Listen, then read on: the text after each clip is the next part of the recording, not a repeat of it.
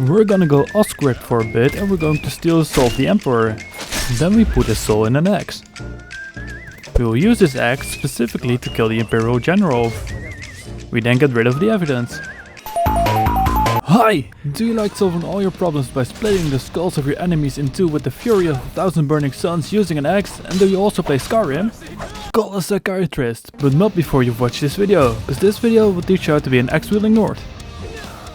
The first thing we're going to do is activate the warrior stone, because we are true Vikings and therefore have no use for stealth or fancy ass magic. This build consists of using heavy armor and two-handed weapons. If I find that you are using a hand for anything other than an axe, I'll chop them off with no remorse. You're free to use any heavy armor you want, but if you want to be a true Nord, the armor you want to be using is the Regal Mask and the Ancient Nord armor, which can all be found during the Siege on the Dragon God quest. It can be started over here.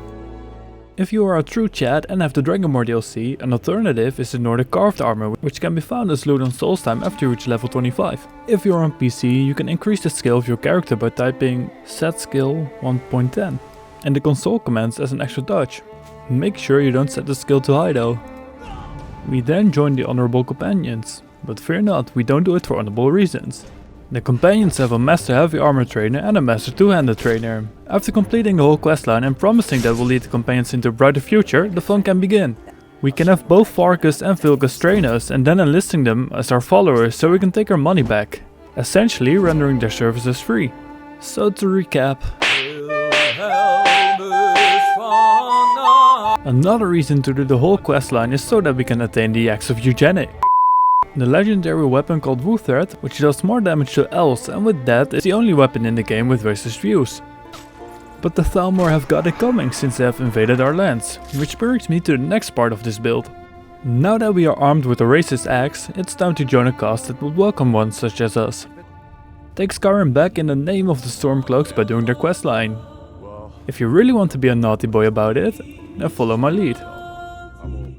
You can also do the Dark Brotherhood questline to the end. We're gonna go off-script for a bit and we're going to steal the soul of the Emperor, and then we put his soul in an axe. We will use this axe specifically to kill the Imperial General. We then get rid of the evidence. So that's how you do it. For your perks, invest in the heavy armor and two-handed skill tree, specializing in axes. You can also invest in smithing to improve your armor. Daedric weapons and armor can also be used, but there's just something about doing more damage to elves. Damn elves. Now that we have freed Skyrim of the Imperial occupiers, we can lead the Companions to honor and glory and definitely not slavery. Now we can finally rest. I just wonder what's next. Fuck.